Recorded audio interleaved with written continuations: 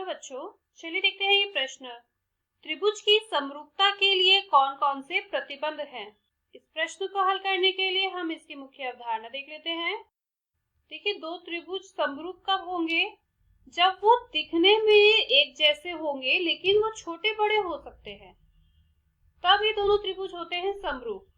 अब ये समरूप है या नहीं, इसका हम निर्णय लेते हैं कुछ गुणधर्मों से कि इसमें कुछ प्रतिबंध होते हैं, जिनके बारे में हम यहाँ पे चर्चा करेंगे कि किन प्रतिबंधों से ये दोनों त्रिभुज समरूप हो सकते हैं।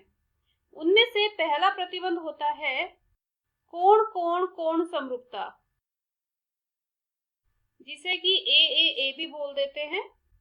दोनों त्रिभुजों के तीनों कोण आपस में बराबर होंगे। माना ये एक त्रिभुज है और ये दूसरा त्रिभुज है, भले ही बड़ा हो, लेकिन इसका ये कोण इसके इस कोण के बराबर होगा, इसका ये दूसरा कोण इसके दूसरे कोण के, और तीसरा कोण तीसरे कोण के बराबर होगा। तो हम कह सकते हैं कि ये दोनों त्रिभुज समरूप है।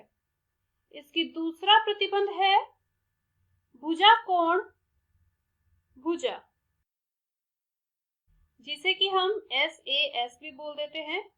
देखिए, दो भुजाओं के बीच में कोण लिखा है, इसका मतलब ये है कि यदि हमारे पास कोई दो त्रिभुज है, इसकी इन दोनों भुजाओं का अनुपात इन दोनों भुजाओं के अनुपात के बराबर है, और दोनों भुजाओं के बीच का ये वाला कोण इन दोनों भुजाओं के बीच के इस कोण के बराबर है, तो ये दोनों त्रिभुज हो सकते हैं समरूप।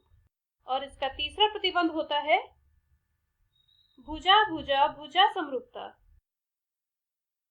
जिसे कि एस भी बोलते हैं।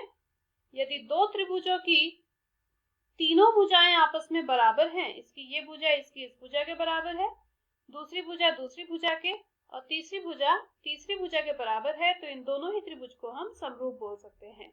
ये है इसके कुछ प्रतिबंध, जिसकी वजह से हमें पता चलता है कि दो त्रिभुज समरूप है या नहीं।